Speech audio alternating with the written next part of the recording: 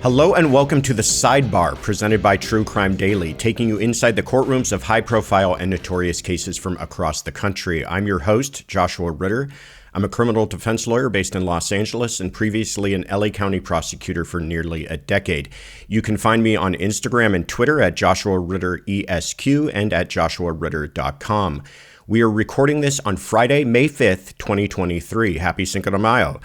In this week's episode, breaking news, a jury rules in Ed Sheeran's favor after a lawsuit alleging copyright infringement of a 1973 all-time classic record. Plus, the retrial of Danny Masterson as the actor faces 3 allegations of rape with a couple of key differences that could influence the outcome this time around. But first, the ongoing murder trial of Lori Vallow as jurors heard testimony from a DNA analyst who alleges that DNA matching Vallow's was found on duct tape used to wrap the body of her youngest child, JJ. Today, we are very excited to be joined by Brian Buckmire, a former Brooklyn public defender assigned to the Homicide Defense Task Force. Brian is now a legal contributor at ABC News and host on the Law and Crime Network. Brian, welcome back. Thanks for having me, Josh. Always a pleasure. Since the last time you've been on the show, I know a lot has changed for you, so I want you to update us on all of that, not the least of which is that you have a new book out called Come Home Safe. Yes. Gave birth to, 2 things new, one being a father, but 2, the book Come Home Safe. So 2 new things in the world of mine, I guess. Yes, thank you for mentioning that. I'm a new author. It is a book about the difficult conversations that parents and young people have about being safe around police officers. After the death of Elijah McClain, my younger brother asked me, how do I not become a hashtag? And I found it was interesting that people have these conversations after seeing people shot who are unarmed. So I spoke to a number of parents in the criminal justice field, created this book, and I think it reveals a lot and is a good conversation starter at the very least. Absolutely. And such an important topic and important book to have. And you have a little one.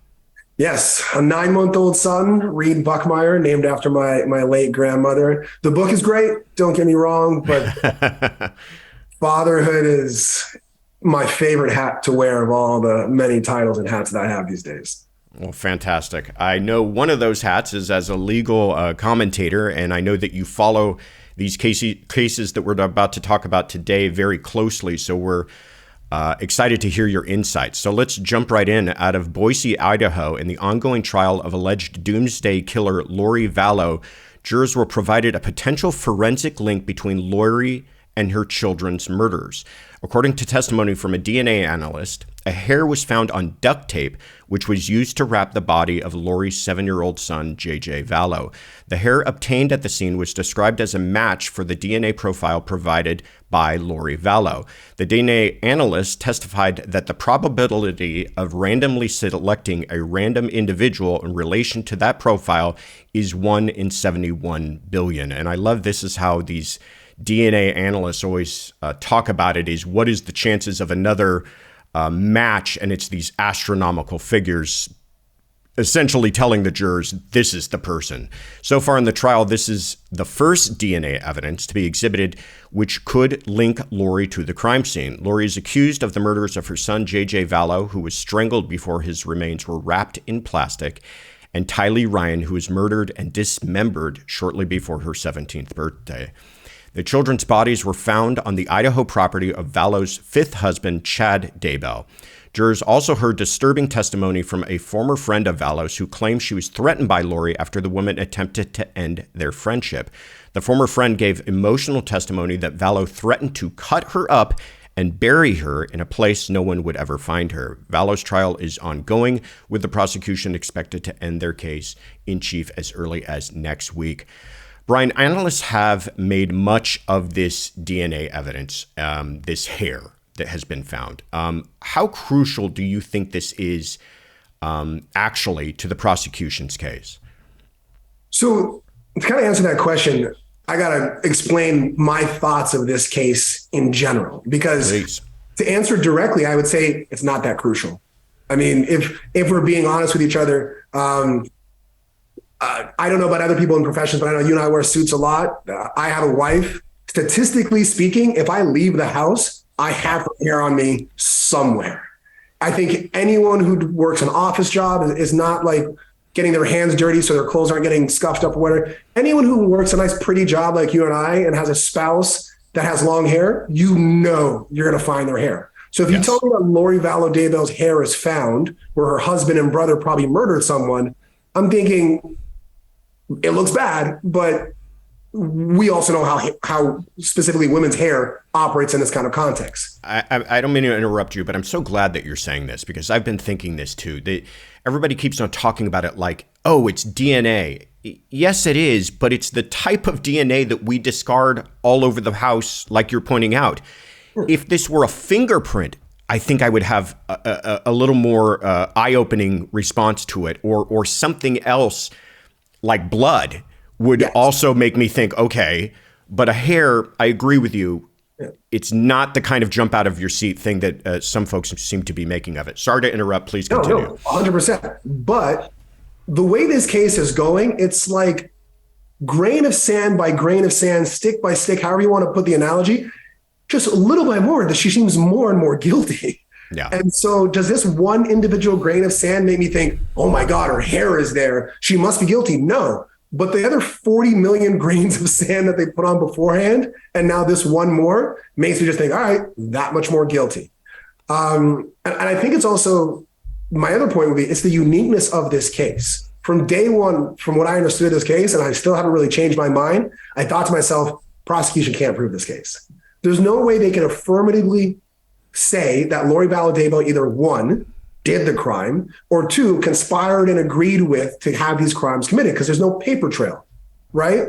But what they're doing a phenomenal job of is locking up every other reasonable explanation that could have happened, but that she committed these crimes. And so don't forget, the prosecution can, yes, prove their case to win, but they can also eliminate every reasonable doubt to also win. And I think they're doing that second one, or even myself as a defense attorney trying to give analysis to people being like, I wish I could find a way to beat this case as a defense attorney, but I don't see a reasonable doubt to give to the jury. Yeah, that's a really interesting way of putting it. And I have not heard people talk about that before, but sometimes I've seen cases where it's not so much that the prosecution proves who done it, but they prove who else could have done it. And then you're left with the defendant. And that's kind of the situation I think you're describing here, is that they've eliminated any other innocent explanation for her kind of behavior and knowledge and statements beforehand and afterhand that you believe that she was somehow involved. Though I agree with you, they haven't yet shown us that phone call or that text message or that piece of forensic evidence that somehow, without a doubt, proves her involvement beforehand, which is really the crux of it. Yeah. And you mentioned the defense here, and I wanted to kind of dovetail into that. What are they doing? What I thought that we had kind of a clear outline from their opening statement, and it's become less clear throughout their cross-examination. What do you think they have in store? What are the arguments you expect them to make? I want to give some sort of insightful, guys, my experience of doing this for almost like 8, 9, almost a decade, they're going to do this. I actually think they're kind of figuring it out as it goes, because I think their initial standpoint was, guys, they're not going to be able to prove this. It's reasonable doubt. Listen to the facts. You're not going to hear this. You're not going to hear that. It was what a lot of people call a non-opening opening, because it didn't lay out this fantastic plan as to why their client was innocent. It just kind of really hugged the burden of proof. And I think the reason why I say they're figuring it out, not in any kind of negative connotation, because oftentimes it's like a boxing match. The prosecutor may swing and you see an opening that you didn't see there before, so you're going to swing to connect. And I think that's what they're doing. I think the prosecution's laying their case, and where the defense can see an opening, and I don't think there are a lot of them, they're trying their best to make those hits in their cross-examinations, which often seem like confusing. Where are you going with this? Are you searching for something that you can find? Did you not find it here? Or are you looking for it here? Because their cross-examination doesn't seem directed at a goal. It looks like they're looking for it. Yeah. Sometimes you have a case where there is a theory presented by the defense. It's an affirmative defense. They have their alternate narrative of what took place, and they're kind of weaving that throughout their case. Other cases, and I think that's what you're describing in this one, is it's what we call like a reasonable doubt case, where they're essentially going to get up in closing and say, listen, we explain this to you in voir dire. We don't have to do anything. This is on the prosecution. They carry the burden from beginning to end, and they haven't proven it to you. And here's the reasons why, but they didn't reach that burden. I don't know if that's the most convincing of closings, and I don't know if that's the most convincing, but you might be right. That might just be what they're left with. I want to turn to this other piece of evidence that came out this week, which is the friend who talked about the threat that Lori made. And if you've heard the audio, it's unfortunate we don't have in-court video of this, but if you heard the audio, it's very emotional. She's disturbed by what she's telling. This isn't some offhand comment that her friend made. You can tell that she felt troubled by it. What do you make of that? How do you think that will hit the jurors? The thing that really stuck out to me, and I'm interested to see if the prosecution really lays into it, is not so much the disturbingness of the statements, it's how close they reflect what happened to JJ and Tylee. Yeah. I'm going to chop you up. I'm going to light you on fire. I wrapped him up like a taco. I mean, think about how JJ was wrapped up, right? Think about how Tylee's body was found. If I said, hey, Josh, anytime someone steps to my lady, I'm going to knock him in the mouth, right? And then 5 months later, you hear that I knocked someone in the mouth, you're going to be like, hey, Brian, he's told us he's that kind of guy. Like, that's probably what happened. And it seems like Lori Vallow Daybell is that kind of woman that if she's casting out spirits, the process is by chopping up, burning, and wrapping like a taco. And I think if the prosecution makes that connection, I think that's devastating for Lori. Yeah. No, I agree. And I also think that we're at the point in this case where she has become so unlikable to jurors. I mean, you have a woman who's, sunbathing in Hawaii while her children are allegedly still missing. I mean, it's just so heartless, her actions, that I think that even these small things that might otherwise not be so impactful in a different type of case, in this case, I agree with you. I think these might be those little pushes that get them over the edge of beyond a reasonable doubt. Let's turn to Chad Daybell for just a moment. His case is going to come up either later this year or next. And there's been reports that his defense attorneys have been watching this case closely, even being present in court for some of the testimony. What possible advantage do you think that gives them? What are they taking notes about? I mean, the only analogy I can give is I played college soccer. And so if you played any sport and you were at a tournament and you knew who the next team you were going to play is playing a game on the other field or the other court, what do? You go and you watch, because especially in a case like this, I think Lori Vallow Daybell's case is the circumstantial evidence case to Chad Daybell's direct evidence case. Yeah. So if they can show footprints in the sand or in the snow with Lori Vallow, then Chad Daybell's attorneys are looking for the feet because they're coming in his case. And I think what any good attorney probably is or should be doing is looking at this case, clipping whatever kind of media you can for your client and bringing it back to your client and be like, you see, every time they mention you see every time they talk about your movements, this is going to be your case, but on steroids. Yeah. And you got to see that. And we might not see a second trial. I could see Chad saying, hey guys, they got Lori dead to rights. And look how they mentioned me. They've definitely got me. And so maybe there's a plea, or maybe he's galvanized and says, look at all the times they mentioned Alex and Lori and not me. Maybe I can kind of thread the needle there. It can go both ways, but I think that's what they're doing. Yeah. And he's got a lot to be worried about with death penalty still on the table for him. So that might be a compelling negotiating tactic with the prosecution's office. I love that analogy you made about these footprints in the sand, and I'm going to steal it.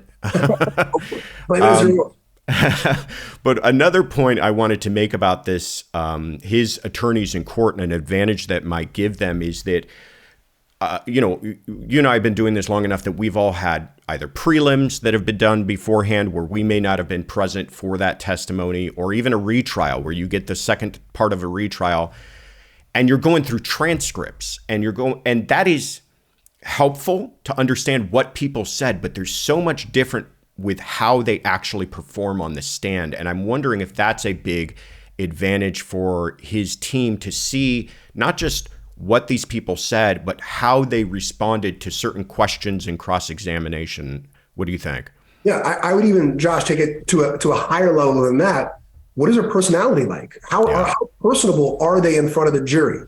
Is this, because I could read the transcript of a 23-year-old woman who witnessed the crime of my client, and I don't know that she's petite and sweet and lovely and the whole jury loved her, and I come in hot and heavy being like, you didn't see anything, and oh my God, this is going to look horrible. But if I see this person on the stand, I see how the jury reacts to them, I see how they respond to questions. Now I know how to speak to them in a way that doesn't make me look like the bad guy here, just trying to help my client. So there's so many strategies just to watching rather than just the transcript. Yeah. The perfect example being this witness who was her friend talking to, it's awful to read. She said she would cut me up, and then she said she would bury me, and then she said she would light me on fire. But to hear this woman say it through sobs and barely able to get those words out, very different thing, and very different for the attorneys to know going in. So this case, like I said, we expect it to be wrapping up soon. That's all, not knowing what the defense is going to do. But we will continue to obviously watch it and keep an eye on it. Now let's turn to Manhattan, New York, with a case that I know that you have been following very closely. A Manhattan jury has found that Ed Sheeran is not liable in a lawsuit brought against the Grammy-winning singer-songwriter, delivering their verdict in under 3 hours. The lawsuit alleged that Sheeran's 2014 hit, Thinking Out Loud, borrowed heavily from Marvin Gaye's Let's Get It On, released in 1973. The plaintiff's attorney alleged that the melodic, and this is a quote, melodic, harmonic, and rhythmic compositions in Thinking Out Loud are not the product of independent creation. In stating their claim, the plaintiffs pointed to a 2014 live performance of Sheeran's in which the singer performs a mashup of the two songs. Sheeran had maintained that Thinking Out Loud is his own creation, alleging that any harmonic similarities are largely due to the fact that most pop songs are built on similar chords and structure. The singer, who publicly called the lawsuit insulting, told jurors that should he lose the case, he would quit music entirely. This is not the first time the singer has faced allegations of copyright infringement. Last year, in a lawsuit surrounding the singer's 2017 hit, The Shape of You, a judge ruled in favor of Sheeran, awarding the songwriter over $1 million in legal fees. All right, Brian, I'm going to let you just jump right in. Share with us your thoughts about this case and what do you make of the lawsuit and the outcome? All right, so this case is very unique from other copyright cases. I think it is a case of first impression because we know copyrights when it comes to lyrics, we know copyrights when it comes to entire songs or melodies, but not to 4 chords, because this is what this whole case is about. It's about these 4 chords in a specific ascending progression and the anticipation or the spaces in between them that Ed Townsend, because it's not Marvin Gaye's estate, but the co-writer of Let's Get It On, is suing Ed Sheeran. But as you eloquently put, the question is, did he copy Let's Get It On's 4 chords, or did he independently create them? And so when you pose it that way, it's a much different than, can you listen to these 2 songs and can you hear similarities, or did one person rip off another? I think it was fascinating from a factual standpoint. I mean, people got a free concert from Ed Sheeran on the stand performing and explaining how he made the song. But also from a legal perspective, the idea of, let's put it this way, because I love analogies and they help my brain work as well. I could say that I copyright, I'm Jamaican, so I'm going to go jerk chicken, right? No one can make jerk chicken. I copyright it. It's done. But I can't say that no one else is allowed to use chicken. Right. If I go say, hey, you person making barbecue chicken, you person making teriyaki chicken, you person making like chicken from all over the world, you can't do that because I copywritten jerk chicken. You'd be like, no, I'm allowed to use the fundamental ingredient to make my meal because you can't copyright that. But what Ed Townsend was almost saying was, hey, I raised this chicken this way. I fed it a certain ingredient. I cultivated the meat and I massaged it appropriate way. And Ed Sheeran did the exact same or came up with the exact same way of treating the chicken to get that certain taste. And that's what I want to copyright. And it was those 2 arguments of, can you copyright fundamental ingredients that everyone is using? because Ed Sheeran made an amazing argument through his musicologist saying there are 101 songs with this similar chord progression, 30 of them before Marvin Gaye even had his song. We're all using chicken just in different ways. You might have used it a certain way, but this independent ingredient, we're all cooking with it. Yeah, I love that. And it does really help you wrap your mind around the kind of fundamental arguments being made here. As you were talking too, I was thinking lunchtime.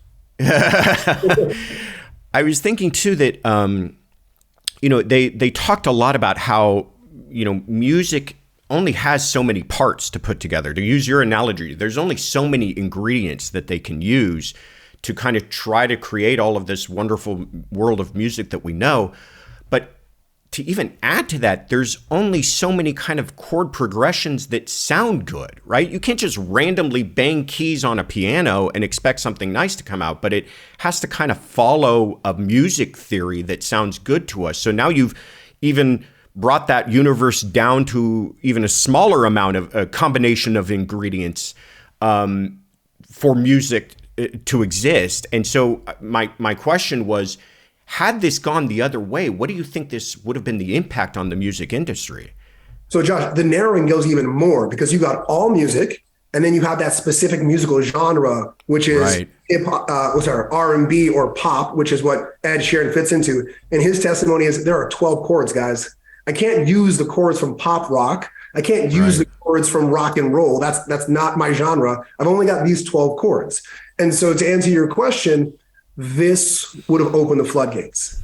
This would have got to the point where people said, hey, you've got these 4 chords, you've got these 3 chords, you've got this progression, you've got the same anticipation or the space in between the notes. These are the fundamental ingredients or the chicken that you're using as well. I want to sue you. Ed Sheeran said on the stand, he said he would have stopped performing. I think that was a bit of hyperbole. I think he would have continued to perform. I think you said the date, May 5th, his album releases today. He starts a tour tomorrow, May 6th. He's got to work. And I think this case is going to do phenomenal for him in terms of the court of public opinion. But if Ed Sheeran had lost, the idea that ingredients of a song can be copywritten and therefore you can sue other people, you and I would be rich off of covering cases like this. Let's put it that way. Yeah. Well, I'm glad that it didn't turn out that way. Why do you think there's something in particular about Sheeran that attracts this kind of litigation? Because like we said, this isn't the first time. And I guess my other part of that question is what can artists do or what can the industry do to kind of prevent these? Because he went through a lot to defend himself here. And it seems, from what I'm hearing from your thoughts on it, borderline frivolous, right? I mean, it just sounds like it was really troubling this artist when it wasn't entirely necessary. Because we have seen cases which are successful for this, but this is not one of them. Is there anything to be done about that, or is that just too big a question for you and I?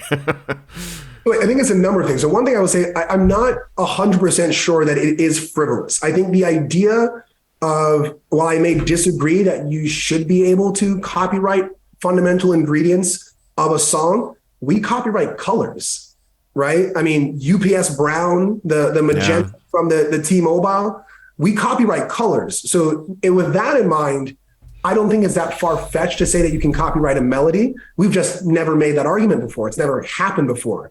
It just so happens that Ben Crump and Ed Townsend lost. And for me, although I am unabashedly Team Marvin Gaye, I grew up with his music, I love it. My parents were always playing it. From a legal standpoint, I don't think that we should be allowed to copyright the ingredients of a song because of the slippery slope that occurs. So I do think it is an argument that needed to be made. And like many things in courts, we need to find an answer. I think we found the right one, but I'm not quite sure I'd say it was frivolous. In terms of what we can do going forward, I actually would like, and maybe this is just the legal nerd in me, I would love for Ben Crump to appeal this to the Second Circuit. Heck, I might love for this to go to the Supreme Court just to get a bright line rule of saying, guys, we copyright this, we don't copyright this. Musicians, go and make your music. People, go and protect your product. We all know what's good. Like, that's what I would love. I think this needs a bright line rule. I don't, maybe the legislature gets involved. I don't know. But then you got interests and money pulling the decisions one way or another. I think a bright line rule would help out here. Yeah. And just so listeners understand what we're talking about, you're talking about the difference between kind of legislation and common law, and that the law comes out and says you can't take, steal somebody's copyrighted intellectual property in a song. And then you have to have many, many cases decide what that actually means. And they're going to go close to the line and over the line. And as time goes by and as these things get appealed and even go to the highest court in the land, that line becomes, like you said, more of a bright line. So we have a fuller understanding. And so what you're saying, not to put words in your mouth, is you want an appeal, not because you feel the judgment was wrong, but you want a more clear understanding. And I think we all deserve a more clear understanding of where that line is. Yeah, because right now, unless we, and I know one juror spoke, but unless we go and poll all the jurors, the question becomes, did these jurors think that you cannot copyright chords? Or did this jury believe that Ed Sheeran independently created this song and therefore he did not infringe on Ed Townsend's copyright? We're not sure. Leaving the other question open. Right. Yeah. So now we might have another case like this. Without a doubt. So that's why, for me, it's like, even though I think we got the right, and you're not putting words in my mouth, you're completely saying the same thing. Even though I think we got the right answer, I would love, and again, it's the legal nerd in me, judge, put in the ruling right there in the conclusion, what can we do with four chords? Yeah. Yeah. Interesting stuff. Really, a case that might otherwise not be so interesting really kind of comes fascinating when you dig into it like you just did. So thank you for that. Finally, we turn to Los Angeles, California, where Danny Masterson's retrial for 3 counts of rape is underway months after a deadlocked jury favored acquittal for the actor. Masterson faces 3 counts of rape by 3 different accusers, with the alleged incidents taking place between 2001 and 2003, so many years ago. Scientology will again be a key factor in the case, despite objections made by Masterson's defense, as a judge ruled that victims' association with the church was a relevant factor in their delayed reporting of the incidents. All 3 accusers were involved in the church at the time the alleged assaults occurred, with some of the victims claiming the church discouraged them from coming forward with allegations. This time around, prosecutors will have the ability to directly tell jurors that Masterson allegedly drugged the victims before the sexual assaults. However, no additional charges have been added. These allegations were suggested by prosecutors in the first trial, with multiple victims reporting in their testimony that they felt confused or disoriented after being offered drinks by Masterson. Additionally, there may be another accuser called to testify by the prosecution who is not named in the charges, but has alleged that she also was drugged by the actor at a cast party for the 2000 film Dracula. Brian, first of all, are you surprised that prosecutors opted to retry this case, given how heavily the jurors favored acquittal the first time around? And just to remind listeners, the breakdown of the jury was 10-2, 8-4, and 7-5 on all 3 charge counts, all in favor of acquittal. Yeah. I'm not surprised because of who it is, not because of the numbers we saw. Josh, you and I know, if you and I got those kind of numbers with one of our clients after a case, we skip it and stroll into the GA office looking for that offer and be like, what you going with us? Because we're going to get a far better offer than we've gotten through the life of that case, because those are good numbers. Yeah. But when you present Danny Masterson, and I think he's like the second or third person to be accused of sexual assault during the inception of the Me Too movement, you're in for at least another retrial. I would not be surprised if we get a mistrial on this case, that we're definitely going to probably get a third one. The only thing I'm curious about is he going to get convicted now, or are we going to have a 4th trial? They're going to keep going because of who he is. Yeah. Yeah. And that's understandable, but perhaps unfortunate, because we keep on talking about the law applies the same way to everybody, no matter who you are. But I agree with you that in this kind of a case with the media scrutiny and public scrutiny, the prosecutor's office is far more reluctant to just kind of let it go. Whereas if this never made headlines, who knows how it would have ended up.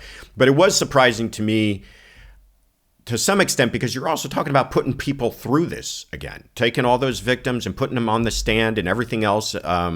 It's an undertaking that should not be taken lightly. And given that the first time around, I don't think they had a poor case. I think they put on about as good a case as they're going to put on.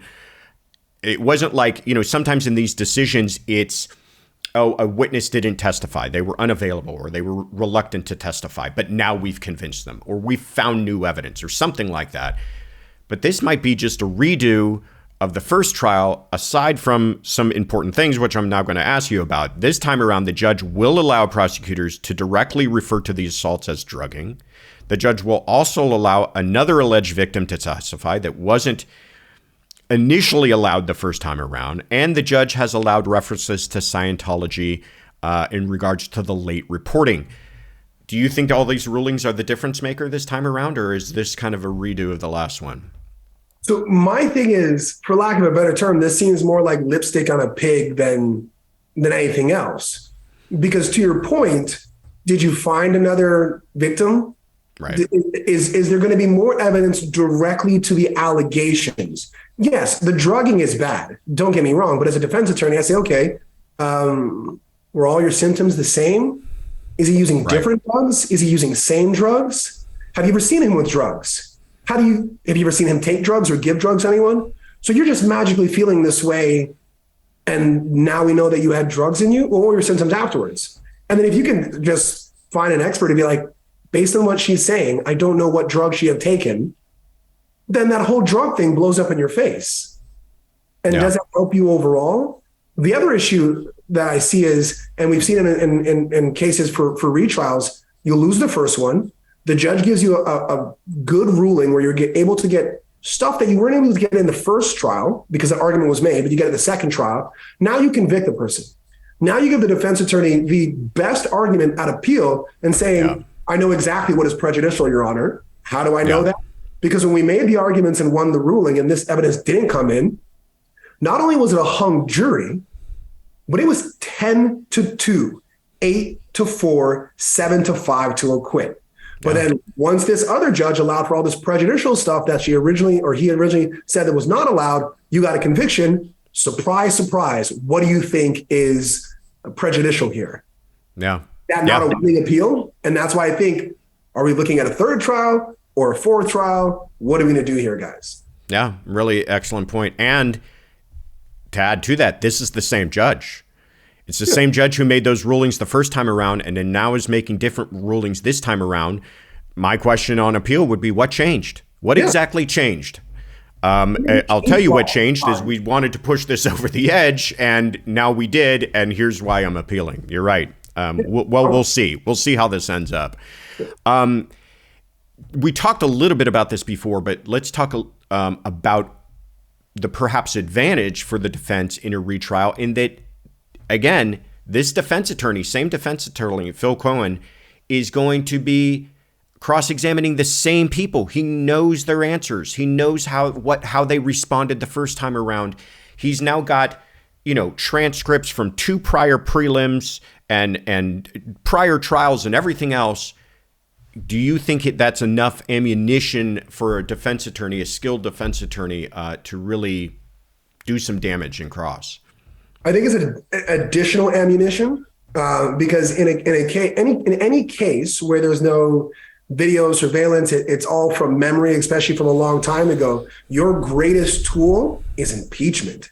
And if you said it once under oath and the second time under oath and a third time under oath, and I'm here for you for the fourth time, oh my gosh, every indiscrepancy that you have between those 4 variations, I'm going to drive a Mack truck between them and show the inconsistencies, because that's my argument, that these are inconsistent stories and that you can't believe them to be true.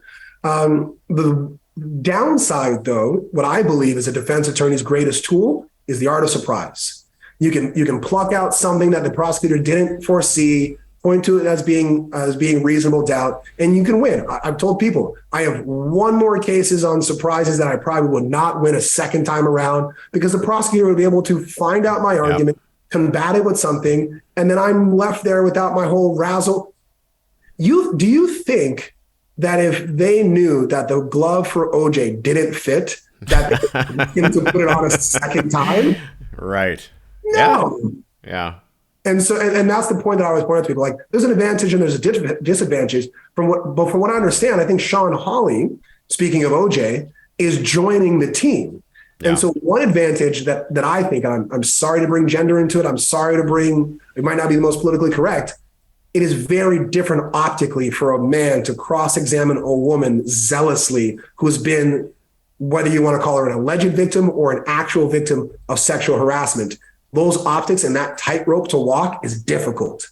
But if you get a seasoned and famous even female attorney to do it, it is perceptively and oftentimes practically a lot better for the defense attorney. And that, I think, is an advantage. Yeah. And that was my last question. So I'm glad that you got to it. They did bring on Sean Hawley, who is if you want to call her celebrity attorney, who had become kind of famous for her connection to the OJ case. She's now a defense attorney here in Los Angeles who handles a lot of high profile clients. She was brought on to this case, which, some might have viewed as, boy, Masterson's really starting to panic if he's beefing up his defense for the second time around. But I agree with you. I think there was a strategic decision made here as far as optics, maybe optics alone, not to take anything away from Sean Hawley and her skills as an attorney. But if you're a man accused of raping a woman and on your side of the table is you and your male defense attorney, and it's you two going up against 3 female victims, that's a real tightrope act for a defense attorney to handle that appropriately, where one, you can zealously advocate for your client, and 2, at the same time, come across as not trying to re-victimize someone even. I mean, have you ever had to deal with this in your practice? And what are your thoughts on how that can be handled? So you can't tell from sitting down, I'm a 6'4", 225-pound black man. If I'm going to trial and there's even a hint that I would have to zealously and aggressively cross-examine even someone smaller than me, regardless of gender, I make sure to get a woman and a small woman, because, and I know it sounds bad to say out loud, but it's true. I'm a big, gregarious, fun-loving guy. You're more likely to get a hug and a drink from me than anything else. But if I turn around and I raise my voice at someone, an entire room of people will turn and be frightened because this giant person is yelling. And sometimes I have to yell for my client because the officer, I'm accusing him of planting a drug. Because the mother of his children, I'm accusing her of faking text messages to try to get my guy locked up when he's just trying to see his son. I'm screaming at a female officer for improperly searching my client. There are times that I have to yell, but I don't think that 12 people in a jury are going to like me, this large, imposing person, yelling at this small person.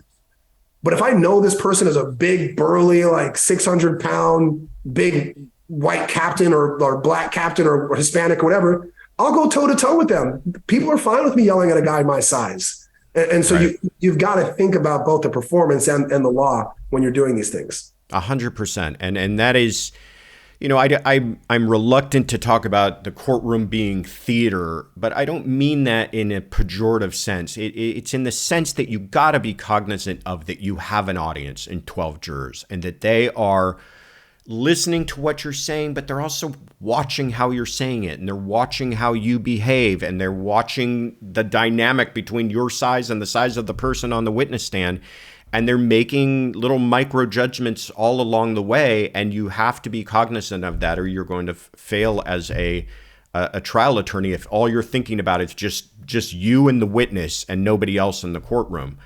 Brian, this has been an absolute pleasure. Thank you so much for coming on this week. Where can people find more about you, and where can they find your book? Yeah, so I'm on Twitter and Instagram at the Buck, BUCKESQ, like the Buck Esquire. I'm always posting clips there from Nightline. You'll see me on Good Morning America if you're watching Good Morning America 3, Nightline, and also, of course, Law and Crime. And the book, Come Home Safe, is available on Amazon, Barnes & Nobles, wherever you may get books, either online. There's also an audio book as well if you want to just listen to it. I think it's about a 4.5, 5 hour listen. So it's a just perfect for a long trip. But thank you so much. I love talking law with you. Oh, absolutely. And I'm your host, Josh Ritter. You can find me on Instagram and Twitter at Joshua Ritter ESQ, or check me out at joshuaritter.com. You can find our sidebar episodes wherever you get your podcasts. And we want to hear from you. If you've got questions or comments you'd like us to address, tweet us your questions with hashtag TCD Sidebar. And thank you for joining us at the True Crime Daily Sidebar.